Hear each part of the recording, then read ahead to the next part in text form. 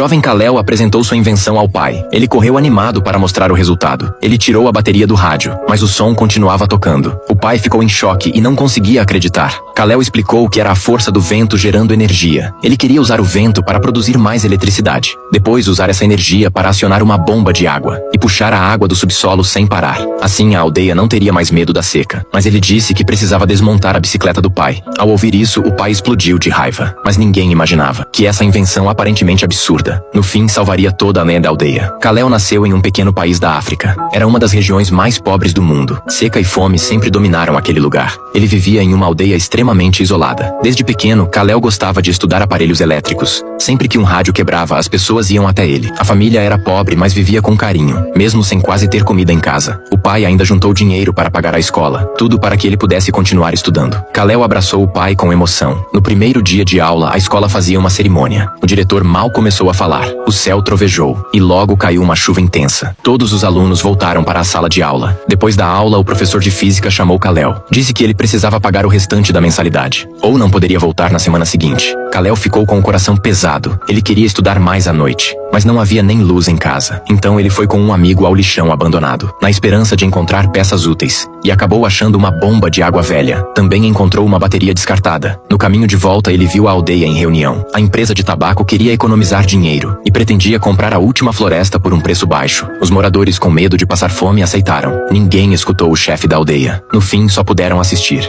As árvores que protegiam contra enchentes sendo derrubadas. Foi exatamente nesse momento que o destino da aldeia mudou para sempre, porque a longa e perigosa estação das chuvas já havia começado em silêncio. Numa noite de chuva torrencial, Aiden flagrou o professor de física com sua irmã em um encontro secreto. Essa cena o deixou furioso. Ele decidiu dar uma lição no professor. Ele chamou seus amigos mais próximos para se vingar. O plano inicial era furar os pneus do carro do professor, mas um amigo sugeriu desmontar os faróis. Foi então que Aiden percebeu algo estranho. Bastava pedalar freneticamente, e os faróis do carro acendiam sozinhos. A luz parecia um pequeno sol, e pela primeira vez, iluminou o rumo da sua vida. Como a mensalidade não estava paga, a escola suspendeu os alunos com dívidas. O nome de Aiden estava na lista. Ele foi expulso sem piedade. Ao longe, a floresta era engolida pela chuva, como se anunciasse um desastre ainda maior. Sem árvores para barrar a água, a enxurrada invadiu as plantações. Quando finalmente a chuva parou, veio um sol escaldante. As colheitas murcharam sob o calor intenso, e o estoque de alimentos de casa não duraria muito. O pai foi pedir ajuda a um amigo no governo, mas só recebeu notícias de fome em todo o país. Sem saída, ele procurou o chefe da aldeia, esperando que ele falasse a verdade durante a visita do presidente. Para entender como a eletricidade funcionava, Aiden entrou secretamente na escola usando o uniforme. Ele parou o professor de física e exigiu explicações sobre como a bicicleta gerava energia. O professor respondeu de forma vaga, dizendo apenas que era um gerador de corrente contínua. Sem conseguir explicar o básico, Aiden usou o segredo da irmã para pressioná-lo, e só assim conseguiu acesso à biblioteca. Lá encontrou um livro chamado Mistérios da Energia. Ao abrir as páginas, sentiu como se visse uma luz nunca antes vista. O carro de campanha do presidente chegou à aldeia, criando uma falsa impressão de prosperidade. O presidente subiu ao palco cheio de promessas. Em seguida, o chefe da aldeia foi chamado para falar. Ele começou elogiando as realizações do presidente e expressando respeito, mas logo mudou o tom. Falou sobre a grave seca daquele ano e como muitas aldeias ficaram sem colheita, pedindo ajuda ao governo. Antes de terminar, ele foi arrastado pelo segurança. Diante de todos, o chefe da aldeia foi espancado ali mesmo. Aiden e seus amigos tentaram impedir. Os seguranças imediatamente dispararam. O velho chefe caiu no chão, quase sem vida, enquanto o presidente entrou no carro e partiu tranquilamente. Naquele momento, o pai de Aiden finalmente despertou. Percebeu que esperar pelo governo era apenas uma ilusão. Agora eles só conseguem correr para colher o milho, mas essa pequena colheita não vai durar até o próximo ano. O pai só pode arrancar as chapas de metal do telhado e levá-las até a cidade para trocar por algum dinheiro. Ele precisa usar todos os meios para continuar vivo. Com a fome se espalhando por todo o país, Aiden acelerou ainda mais seus experimentos. Ele queria usar um moinho de vento para carregar a bateria, depois usar a eletricidade para ligar a bomba de água. Assim seria possível montar um sistema completo de irrigação. Bastava ter o gerador de pedal do professor de física, e esse plano poderia se tornar realidade. Mas o professor já tinha pedido demissão, e só pensava em fugir com a irmã. No fim, foi rejeitado por ela. Depois disso, as aulas de física ficaram com o diretor. Ele logo percebeu Aiden sentado no canto. O diretor achou que ele estava roubando conhecimento. e sem ouvir seus pedidos o expulsou da sala. No mesmo dia, o governo enviou 2 caminhões de comida barata. Todos correram com sacolas na mão, para conseguir chegar primeiro. Aiden até subiu na bicicleta do pai para avançar. O primeiro caminhão foi esvaziado em segundos. Os moradores perceberam que algo estava errado e perderam o controle. A cena virou um caos completo. Quem não conseguiu comprar comida começou a saquear. Um homem faminto invadiu a casa de Aiden. A irmã só pôde ver a comida sendo levada. A mãe caiu no chão chorando. A família ficou em silêncio diante da última ração. A verdadeira fome finalmente chegou. Mesmo morrendo de fome, o pai continuou carregando água para irrigar o campo. Mas aquela pouca água não adiantava nada sob o sol forte. Sem saída, Aiden procurou a irmã de madrugada, pedindo que ela fosse implorar ao professor. Agora só faltava aquele gerador.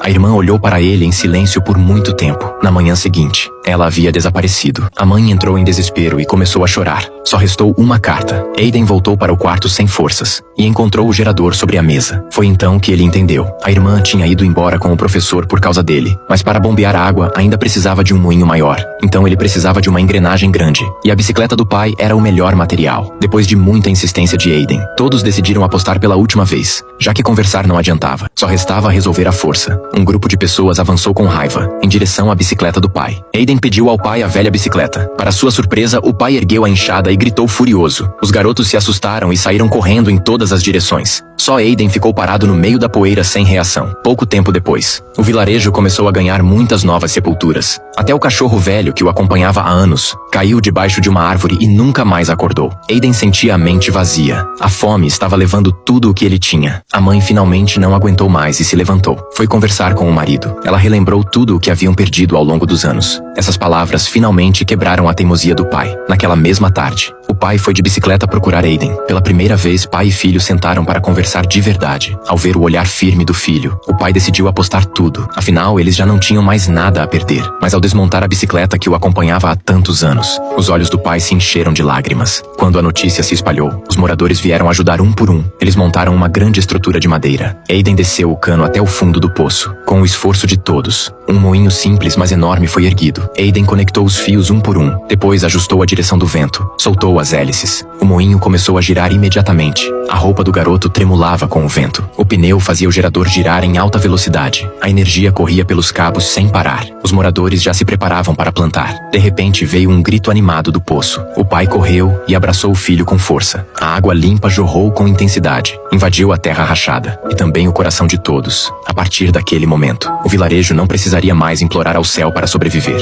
O vento se tornou a nova força deles. Broto verde nasceu da terra como esperança.